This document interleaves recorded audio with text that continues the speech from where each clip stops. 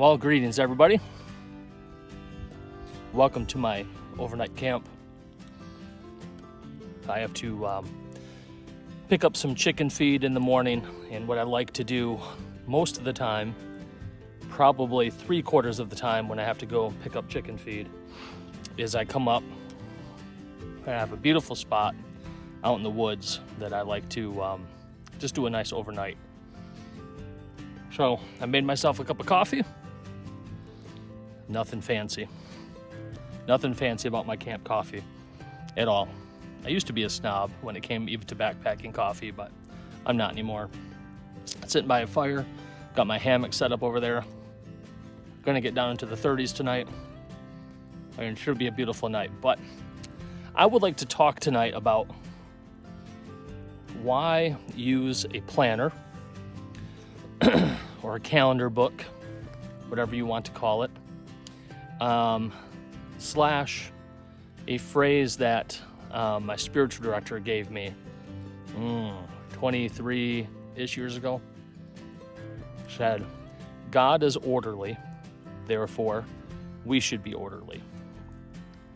I don't think it's until recently that I've really understood what that means. I always took it as, okay, we should keep a calendar book because it's an act of charity toward whoever we're meeting or whatever obligation we have, whoever that obligation is regarding. So when we write it down, make sure we, one, remember it, two, we don't overbook ourselves or overcommit ourselves, and we show up when we say we're going to show up. And that's a good thing. So that always seemed very logical. Keeping a calendar book, keeping an orderly calendar is also a way to, I think, remove some stress out of our lives because it keeps us, Lord willing, and the creek don't rise, from overcommitting ourselves. I'm not sure how well we do that, but that's the thought process behind it anyway. But I have a few other thoughts too about being orderly. And that involves keeping a calendar, keeping a planner, a date journal, whatever you want to call it. But I think it also includes the daily rhythm of our life. And this is what I've really begun to understand in recent years. There's a great, I think it was through Texas College, whoever they do the bull horns, bull horns. I think that's Texas. And a Navy SEAL admiral, I believe, might be McCraven, gave their commencement speech. This is a number of years ago now. And he gave, I think it was 10 rules to a successful life or a good life or something like that. And I think the first one was make your bed, because there's going to be a lot of tasks in your day. And what a great way to wake up and accomplish the first task of the day, which is make your bed. And at the end of your day, no matter how good or how hard it is, you come back to a made bed, and that feels pretty good. But I use that just as a point of reference because I think the rest of our day should also have structure to it. I do not mistake structure for rigidity. I do not mean rigidity. I do not mean that we should be so anally strict to a minute-by-minute time schedule. There are some of us who operate just more naturally that way, and then those like me who do not. I am definitely I don't even know if I could have said this a few years ago. I would have maybe been too embarrassed. I'm more of an emotional operator. So I am a mood-specific task person. When I'm in the mood to do something, I do it. When I'm not in the mood to do something, I really struggle to do it. And so sometimes people might call that procrastinator. I don't think I've ever been a procrastinator so much, but I'm just very much of a mood operator.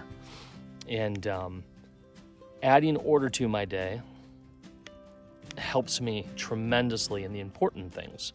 Because what if I'm not in the mood to pray? What if I'm not in the mood to read or to study? Let's take work out of the picture, or chores. Well, I mean, that needs to fit in too. But we need to have a set time in our day set aside for prayer and for study. And then perhaps for chores and other things that we have responsibilities for, right? A couple important reasons for that. One, it will lessen our anxiety if we do those things in a structured way. As in, I wake up in the morning, I make my coffee, I make breakfast, and then I have time for prayer and reading. And I have 2.5 hours every morning for that until the rest of my house wakes up. I get up at 6 o'clock in the morning, 7 days a week. And the first 2.5 hours are glorious. It is just time for me in my studies, in prayer, in coffee and breakfast, right? And I live by that schedule. And that sets up every day the right way. And then there's other moments in the day too that I set aside for a walk in the woods. Or there's certain nights of the week where I do more studying because I teach. And so I have a lot of prep time. I need to have a lot of prep time to adequately teach my class. Teaching is my side job. And it's my passion job though. So if I'm not in the mood, I'm not going to do it. But if I develop the habit of doing things in an orderly way, again, not rigid, because I think that's another benefit of having an orderly schedule. It allows for flexibility. When there's an event on Tuesday night, even though Tuesday night is my night to go to adoration and to pray over the scriptures more deeply that I'm going to teach the following night, that's always part of that holy hour. If something happens that night, well, I can go to adoration another time. I can fit that in pretty easily, as long as it's not the norm. Having that orderly schedule removes the anxiety of other things going on in our world, because we can say no to things too, because this is my time to do X, Y, or Z. Now, that does not mean we shouldn't be charitable towards other people and perhaps go and help or assist when somebody needs it. Having an orderly schedule allows for that, because you can jump right back on the next day with your schedule. It's not a big deal, as long as we're not disrupting our schedule all the time. I think you can understand the point I'm making there. So it removes stress, it removes anxiety. It allows us to actually be flexible without getting stressed out. And I think the last and perhaps the most important reason for a schedule is when we are in moments of desolation, when we just, let's put it in secular terms and then I'll put it in real life terms. Oh, I just am not in the mood to do X, Y, or Z. I'm just not feeling it to do my chores. I'm just not feeling it to get my work done or to read today. Okay, and then in more realistic terms, yes, those things, but I also, maybe I'm not feeling God's presence. I just don't feel like He's there. I just don't feel like He's hearing me. I just don't know what good is it? What good is my prayer and my study? And sometimes we have those moments of desolation where we just don't feel God. And it's not a matter of something's wrong. It's just going to happen. God allows that to happen. It is a test of our faith. It is a test of our hope and our love. God doesn't actively do that to us, but He allows us to experience desolation. He essentially allows the evil one to try to tempt us. He doesn't want us to be tempted, but in this world, that is a reality. But His grace is always there. His grace is sufficient. What often happens, though, when we experience moments of desolation or times of desolation, could be hours, weeks, days. For Mother Teresa, it was years. The reality is God is still there. God is still wanting to pour out His grace on us. God is still caring for us. He still has our back, okay?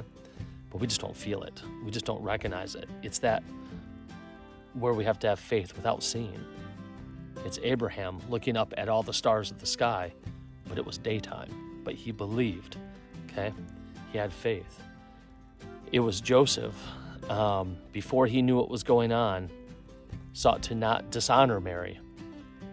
He could have had Mary stoned to death, but he chose the honorable way, even though he couldn't see or believe what was happening. He felt betrayed, but he chose the way of honor. And then God revealed himself through the message of an angel of what the real plan was.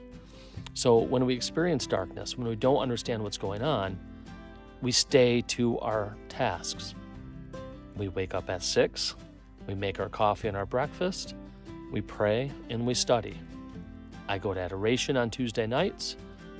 There's family rosary during the week. Those things don't stop, even when I'm not feeling it. Even when I don't feel the grace. I don't feel God's presence. I don't even sense his presence. There are times where that happens. The most important thing to do is to maintain that orderly, prayerful structure. Don't make any big changes.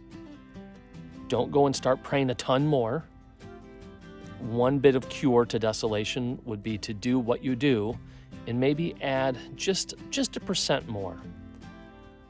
Put 5 minutes more on that adoration. Give a few more minutes to quiet meditation, but not excessive, not extreme, just a tinge more. The devil hates that. Okay? Sticking to our schedule will get us out of that desolation even faster. It is not a magic trick. It is an act of faith to keep praying even though we don't feel it, to make our bed even though I don't feel like it, to do the dishes, to do the chores, to pray, to study, to love deeply, to be there for your family, even when it's difficult. Stick to your tasks. Stick to an orderliness, not rigid, because flexibility has to be there, okay? And if you don't get it right one week or one day, it's okay. Pick up and start again. But God is orderly. Therefore, we should be orderly. It'll decrease stress. It allows for a less anxious flexibility, and it will get us out of desolation all the faster. I hope this message tonight was helpful for you. Please comment below your thoughts on this. Like and subscribe to the channel. That'll help the channel out, especially as we grow. I have plans for this channel down the road, if the Lord wills it. And we'll see you on the next video. God bless you all. Take care.